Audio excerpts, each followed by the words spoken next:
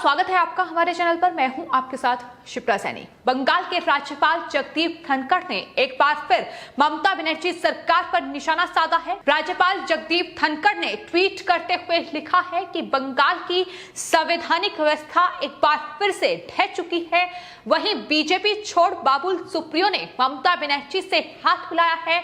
बाबुल सुप्रियो ने बंगाल की मुख्यमंत्री ममता बनर्जी से मुलाकात की है, लेकिन इस तस्वीर पर अब बंगाली लोग बाबुल सुप्रियो का मजाक उड़ा रहे हैं। सोशल मीडिया पर लगातार अलग अलग रिएक्शंस देखने को मिल रहे हैं।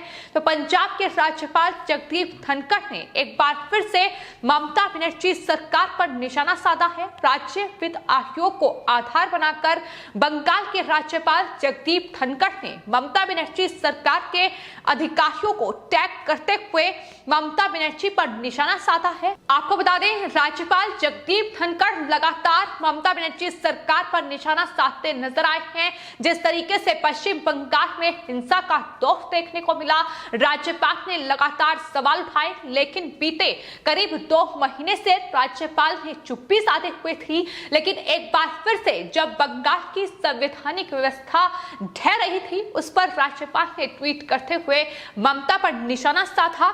पश्चिम बंगाल के राज्यपाल जगदीप धनखड़ ने बंगाल के 4वें वित्त आयोग से ये कहा है कि 5 साल का कार्यकाल खत्म होने के बाद ही बने रहना संविधान का उल्लंघन है।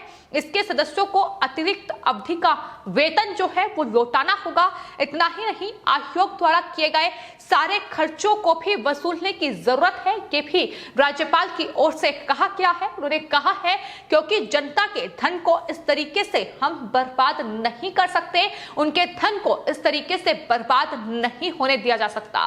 तो ये कई ट्वीट हैं जो राज्यपाल जगदीप धनखड़ की ओर से किए गए हैं। उन्होंने ट्वीट करते हुए लिखा है कि वित्त आयोग के सदस्य कार्यकाल खत्म होने के बाद की अवधि का वेतन लौटाने के लिए बाध्य हैं। उन्होंने ये भी दावा किया है कि आयोग ने 2014 के बाद से राज्यपाल को कोई रिपोर्ट नहीं सौंपी है और इसका मतलब ये है कि बंगाल में संवैधानिक जो मशीनरी है वो पूरी तरीके से ठप हो चुकी है। साथ ही उन्होंने ट्वीट करते हुए ये भी बताया है कि वित्त आयोग 5 साल के लिए था, लेकिन ममता सरकार में 4वां आयोग समय पूरा होने के बाद भी चलता रहा।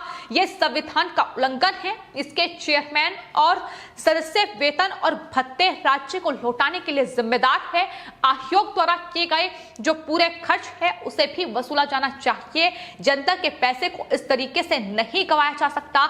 यह राज्यपाल जगदीप धनखड़ की ओर से ट्वीट करते हुए ममता सरकार पर निशाना साधा किया है। तो इससे पहले भी लगातार ये देखने को मिला है कि जब जब बंगाल में कानून व्यवस्था बिगड़ी है, जिस तरीके के हालात बंगाल में बने, उसको लेकर भी बंगाल के राज्यपाल जगदीप धनखड़ ने ममता बनर्जी पर वो हमलावर नजर आए। उन्होंने ममता से लगातार सवाल किए हैं कि बतौर मुख्यमंत्री वो बंगाल की कानून व्यवस्था को संभालने की कोशिश आखिर क्यों नहीं कर रही है। उन्होंने साफ तौर पर यह कहा था कि कानून व्यवस्था जो है बंगाल में वो अंतिम सांसें गिन रही है, पूरी तरीके से ध्वस्त हो चुकी है और उसके बाद अब संवैधानिक जो व्यवस्थाएं हैं उस पर भी सवाल खड़े किए हैं। उन्होंने साफ तौर पर यह कहा है कि बंगाल में संवैधानिक व्यवस्थाएं पूरी तरीके से खत्म हो चुकी है, लेकिन बंगाल में लगातार सियासत जारी है। आपको बता दें, बंगाल में अब उपचुनाव होने हैं और उपचुनाव से ठीक पहले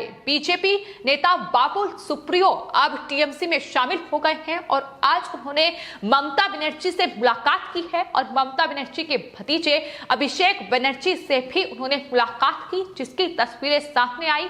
खुद बाबुल सुप्रियो ने अपने सोशल मीडिया हैंडल्स पर वो तस्वीरें शेयर की हैं जिसमें उन्होंने ममता बनर्जी से मुलाकात की है और इसके बाद उन्होंने बताया कि वो काफी खुश हैं ममता बनर्जी से मिलकर। बाबुल सुप्रियो ने कहा कि टीएमसी परिवार में उन्होंने मेरा बड़े गर्मजोशी के साथ स्वागत किया। इतना ही नहीं, मुझे ये भी कहा कि मैं दिल से काम करूं और दिल से गाने गाऊं। ये बाबुल सुप्रियो की ओर से कहा क्या है। इतना ही नहीं, उन्होंने ये भी कहा कि मैं पार्टी बदलकर कोई इतिहास नहीं बना रहा हूं। मैं मुख्यमंत्री ममता बनर्जी और अभिषेक बनर्जी को धन्यवाद देता हूं। उन्होंने कहा कि मैं आसनसोल से से सांसद हूं और जब दिल्ली जाऊंगा तो इस्तीफा दे दूंगा, ये बाबुल सुप्रियो की ओर से कहा गया है। लेकिन आपको ये बता दें कि बाबुल सुप्रियो ने टीएमसी में शामिल होते ही जिस तरीके से उनके सुर बदले हैं, 2024 में लोकसभा का चुनाव होना है और उसका जिक्र करते हुए उन्होंने कहा है कि मैं चाहता हूं कि हमारी पार्टी की कैप्टन ममता बनर्जी 2024 में प्रधानमंत्री बने। ये बाबुल सुप्रियो की ओर से टिप्पणी की गई है। उन्होंने कहा है कि लोकतांत्रिक व्यवस्था में विपक्ष अहम भूमिका निभाता है। कोई इस बात से इनकार नहीं कर सकता है कि प्रधानमंत्री पद के दावेदारों में Mamata Banerjee top front runners हैं। ये भी बाबुल सुप्रियो की ओर से कहा गया है। यानी साफ है, ममता बनर्जी की पार्टी में शामिल होते ही बाबुल सुप्रियो अब टीएमसी का गुणगान कर रहे हैं, ममता बनर्जी को प्रधानमंत्री बनाना चाहते हैं। लेकिन इसको लेकर अब वो खुद अपने इस बयान में घिर चुके हैं। लगातार अब जो पश्चिम बंगाल की जनता है, जो बंगाली लोग हैं, वही बाबुल सुप्रियो पर अब सवाल ताक रहे हैं। तो बाबुल सुप्रियो के टीएमसी में शामिल होते ही अब लगातार लोगों के रिएक्शंस भी सोशल मीडिया पर देखने को मिल रहे हैं। लगातार पश्चिम बंगाल की जनता ही बाबुल सुप्रियो का मजाक बनाती नजर आ रही है। जो पश्चिम बंगाल की मुख्यमंत्री ममता बनर्जी के साथ उन्होंने तस्वीर साझा की है, उस पर लगातार लोगों के रिएक्शन सामने आ रहे हैं। कोई उन्हें राजनीतिक व्यापारी करार दे रहा है, तो कोई ये कह रहा है कि अच्छा हुआ कि बीजेपी हारी, कम से कम जो ये टीएमसी के लिए सॉफ्ट कॉर्नर नेता रखते हैं उनकी असलियत सामने आई है कि किस तरीके से बीजेपी में होने के बाद भी टीएमसी के लिए उन्होंने काम किया है। लगातार अलग अलग जो ट्वीट हैं, जो कमेंट है, वो सोशल मीडिया पर देखने को मिल रहे हैं। यहां तक लोग कह रहे हैं कि दरअसल बाबुल सुप्रियो ने टीएमसी में शामिल होने के बाद पश्चिम बंगाल में हिंसा में जो लोग पीड़ित हुए हैं, जिन महिलाओं का बलात्कार हुआ है, जिनका उत्पीड़न किया है, उसका अपमान किया है, उन लोगों को वो इंसाफ नहीं दिला पाए और इसके बजाय वो उस टीएमसी में ही शामिल हो गए जिसने बंगाल में पूरी हिंसा को अंजाम दिया है। ये लगातार लोग कह रहे हैं। तो बाबुल सुप्रियो के टीएमसी में शामिल होने पर लोगों की नाराजगी भी कितनी बढ़ी हुई है। लगातार उन्हें पश्चिम बंगाल की जनता और बंगाली लोगों के गुस्से का सामना भी करना पड़ रहा है। लोगों ने जो कमेंट किए हैं उसमें यहां तक लिखा है कि बाबुल सुप्रियो को भविष्य के लिए नहीं बल्कि अंधेरे भविष्य के लिए वो शुभकामनाएं दे रहे हैं, क्योंकि जो चाल उन्होंने चली है वो अपने आप में बताती है कि बाबुल सुप्रियो वो नेता बन चुके हैं जो अभी भी किसी भी और पलट सकते हैं, क्योंकि अभी तक वो बीजेपी में थे, प्रधानमंत्री नरेंद्र मोदी का गुणगान कर रहे थे, लेकिन चूंकि उन्हें कैबिनेट में जगह नहीं दी गई और इसका मतलब ये हुआ कि अचानक उन्होंने ये चौंकाने वाला फैसला कर लिया। अभी तक जो ये कह रहे थे कि वो राजनीति से संन्यास ले लेंगे, वो अब राजनीति में नहीं रहेंगे, लेकिन अब वो टीएमसी में शामिल हो गए हैं। पश्चिम बंगाल की मुख्यमंत्री ममता बनर्जी से मुलाकात कर रहे हैं और सिर्फ मुलाकात ही नहीं, वो चाहते हैं कि 2024 में प्रधानमंत्री का जो चेहरा हो वो ममता बनर्जी हो और ममता बनर्जी देश की प्रधानमंत्री बने।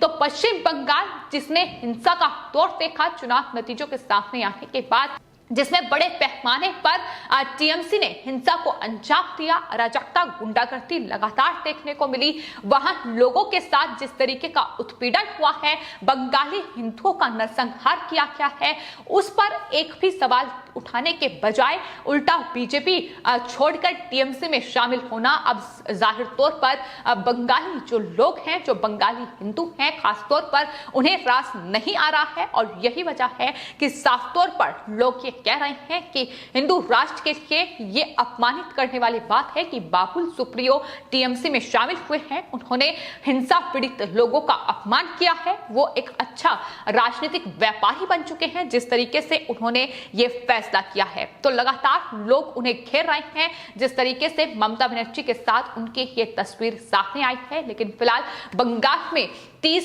सितंबर को उपचुनाव होने हैं। 3 सीटों पर ये उपचुनाव होंगे और उससे पहले बाबुल सुप्रियो ने टीएमसी का रुख किया है। हालांकि ममता बनर्जी की मुश्किलें पहले ही बढ़ी हुई हैं। जिस तरीके से पश्चिम बंगाल में लगातार हिंसक घटनाओं को लेकर राज्य सरकार पर सवाल उठ रहे हैं, चारों तरफ से फिलहाल ममता बनर्जी घिरी हुई हैं। भवानीपुर से वो चुनाव लड़ेंगी, 3 अक्टूबर को नतीजे सामने आएंगे, लेकिन भवानीपुर सीट से ही बीजेपी ने प्रियंका ब्रेवाल को चुनावी मैदान में उतार दिया है। और ये जंग आखिर कहां जाकर थमेगी, क्या रंग लेकर आएगी, कौन भवानीपुर से जीतेगा, क्या ममता बनर्जी अपनी कुर्सी से हाथ धो बैठेंगी, ये लगातार सवाल हैं जो फिलहाल बने हुए हैं, जिसका जवाब 30 सितंबर यानी वोटिंग के बाद मिलेगा। लेकिन फिलहाल बंगाल का ये राजनीतिक घमासान अभी भी जारी है और एक बार फिर से राज्यपाल ने ममता बनर्जी पर सवाल खड़े करते हैं, उनकी सरकार पर एक बार फिर से सवाल खड़े करते हैं